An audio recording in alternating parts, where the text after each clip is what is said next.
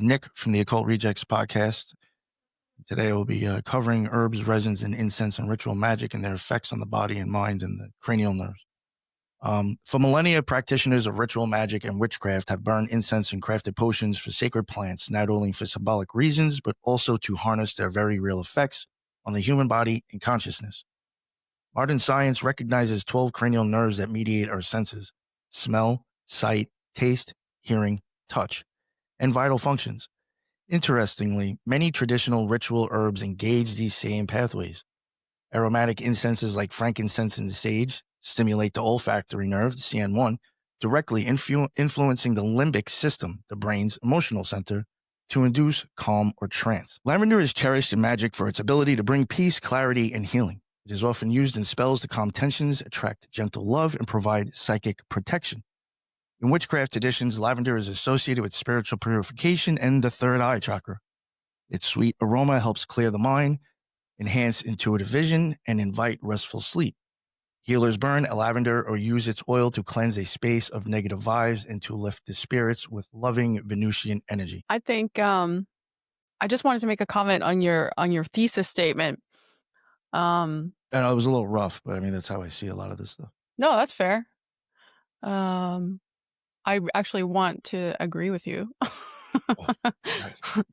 I think most of that stuff is it's implied, and therefore, like, it's implied, and people take it on as though it's something that is more concrete than it really is. I can't wait to hear where you go with it. You know, I'm always going to lean towards absolutely everything that we interpret as physical has its echo and correlation in spiritual, right?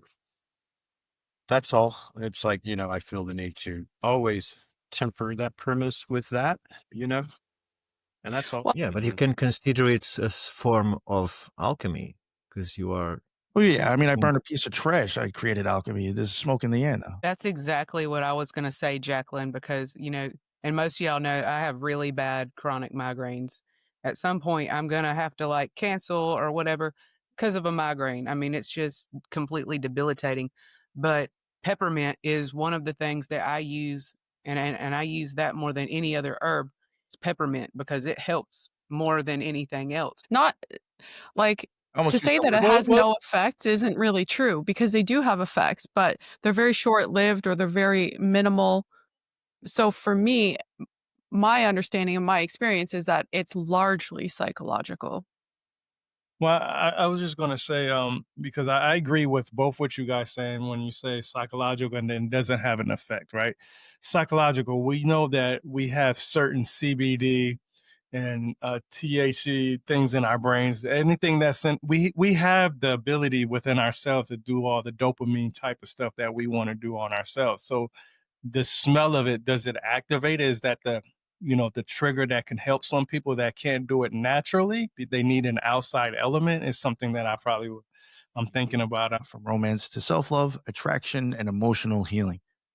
Witches and mystic use roses in countless ways: rose petals sprinkled in a bath to attract love, rosebud in sachets to promote friendship, rose water to consecrate the altar with vibrations of peace and harmony.